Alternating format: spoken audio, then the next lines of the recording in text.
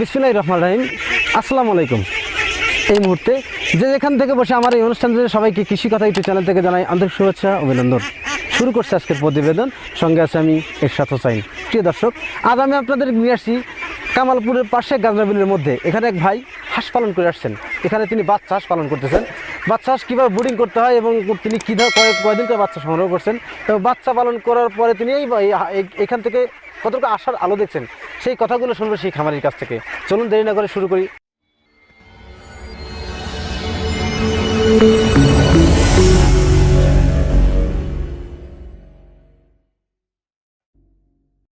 দর্শক, আমার সামনে যিনি দাঁড়িয়ে আছেন এবং এই খোলা বিলের মাঝে যে হাঁসের বাচ্চা পালন করতেছেন, ইনি খামারের মালিক। এখানে কতগুলো হাঁসের বাচ্চা আছে এবং বাচ্চা কীভাবে তিনি ব্রিডিং করছে সেই কথাগুলো বিস্তারিত আলাপ আলোচনা করে শুরু করা যাক। আসসালামু আলাইকুম। ওয়ালাইকুম আসসালাম। ভালো আছেন? আল্লাহ। আপনার নাম কি? আমার নাম মোহাম্মদ মান্নান মন্ডল। মান্নান মন্ডল। আপনার গ্রামের বাড়ি কোথায়? কামালপুর। কামালপুর। এই হাঁস পালন করার অভিজ্ঞতা আপনার কতদিনকার, কয় বছরের? 17-18 বছর। 17-18 বছর। আপনি এখানে কতগুলো হাঁসের বাচ্চা আছে? এখানে আছে 2000। 2000 হাঁসের বাচ্চা আছে এখানে। এটা কয়দিনকার বাচ্চা সংগ্রহ করছিলেন? একদিনকার। একদিনকার বাচ্চা সংগ্রহ করছিলেন। কোথা থেকে বাচ্চাগুলো সংগ্রহ করছিলেন? উল্লাপাড়া। উল্লাপাড়া। এই বাচ্চাগুলো রেট নিয়েছিল কত টাকা করে? 3400। আচ্ছা, বাচ্চাগুলো মিক্সার আনছেন না হচ্ছে শুধু মহিলা হাঁসের বাচ্চা? না, খালি মহিলাই। শুধু মহিলা বাচ্চা আনছেন। 1-2টা মরক বাড়াই 34 টাকা করে আনছেন আর কি। বাচ্চাগুলোকে সঠিক ভালো বাচ্চা দিয়েছিলেন তারা? হ্যাঁ, ভালো। কোন হাঁসিতে বাচ্চা সংগ্রহ করছিলেন? হাসেম খান হাঁসি থেকে। মানে উল্লাপাড়া বোধ গেছে আর কি। তো এখন আপনার বাচ্চার বয়স কত? এটা 1 মাস 10-12 দিন। 10 দিন। যখন বাচ্চারা একদিনকার বাচ্চা সংগ্রহ করছে তখন প্রথম দিন 3 দিন কী খাওয়াইছেন হাঁসে? কীভাবে খাওয়াইছেন? ভিজা কীভাবে দিচ্ছেন আপনি? ওই নেটের পর ছাড়া দিচ্ছেন আর কি। তারপর আপনি এক সপ্তাহ কী খাওয়াইছেন? চিড়ি খাওয়ার পরে তারপরে ফিট খাওয়াইছেন। কয়দিন খাওয়াইছেন? ফিট খাওয়াইছে আপনার 15 দিন। 15 দিন। প্রথম এক সপ্তাহ কোন সাইজের ফিট খাওয়াইছেন আপনি? ছোট কোন সাইজের? সাদা, একদম ছোটটা আর কি। তারপরে বড়। তারপরে 15 দিন গম। আপনি 15 দিন পরে গম দিচ্ছেন। হাঁসের বয়স, বাচ্চার বয়স এখন 1 মাস।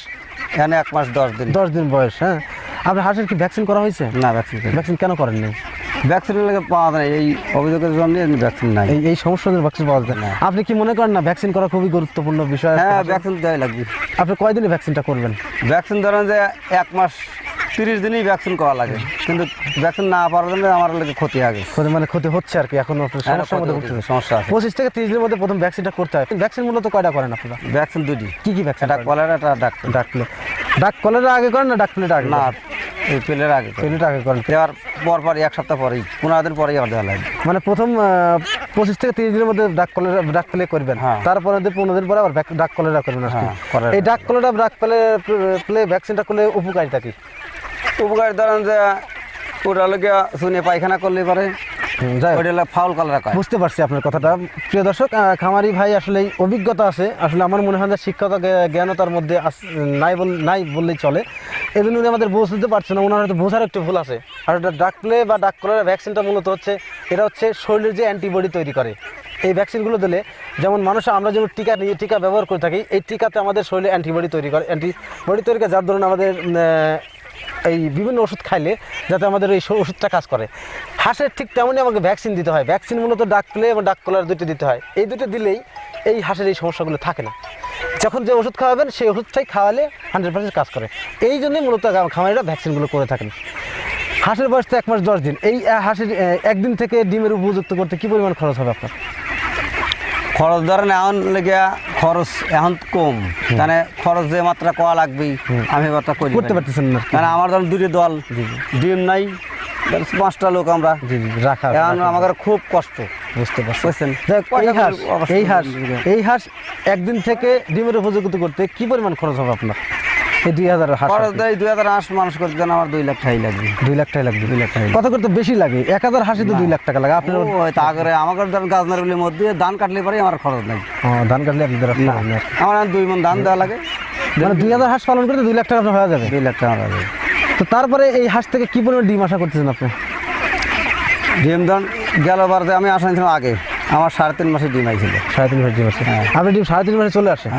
কি খাবার দিয়ে থাকেন আপনারা যে আপনি ডিম 3.5 মাসে আসে? কতকে 5 মাসেও আসে না? আমারও তো ওই ফিটির মধ্যে বেশি খাবার লাগে।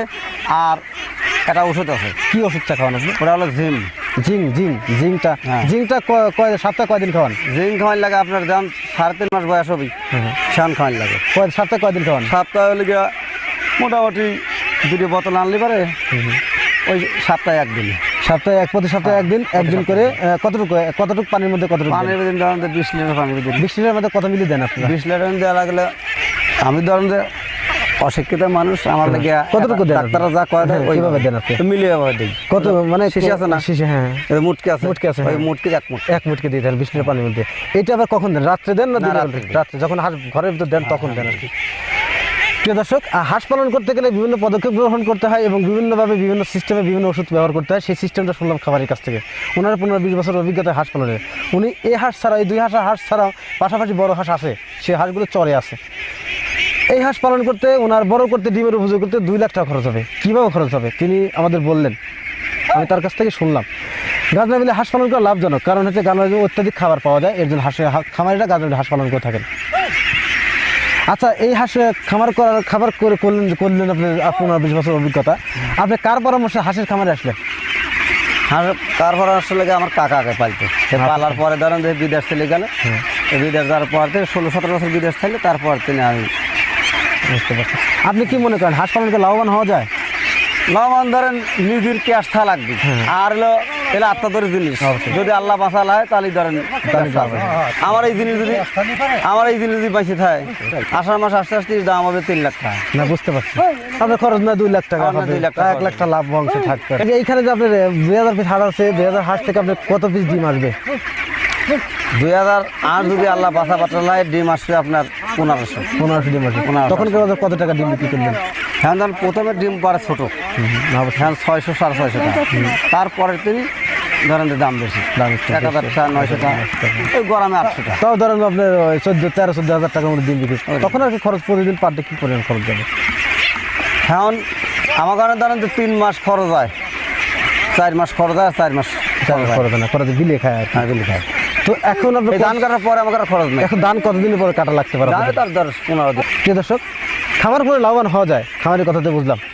ওনার 15-20 বছরের অভিজ্ঞতা হাঁস পালনের, তো ওনার কথা শুনে বুঝতে পারলাম হাঁস পালন করে লাভবান হওয়া যায়। তো 2000 হাঁস পালন করে তিনি 2 লাখ টাকার মতো খরচ হয়, তাও খরচ হয় কোন সিস্টেম সে কথা বললেন। আর এখান থেকে কী পরিমাণ ডিম আসবে, তাও প্রতি মাসে প্রায় 4 লাখ টাকার মতো ইনকাম থাকবে এই খামারি যদি বিলে হাঁস পালন করে। তো প্রিয় দর্শক, আজ এ পর্যন্ত দেখা হবে পরবর্তী ভিডিওতে। ভালো থাকেন, সুস্থ থাকেন, আল্লাহ হাফেজ।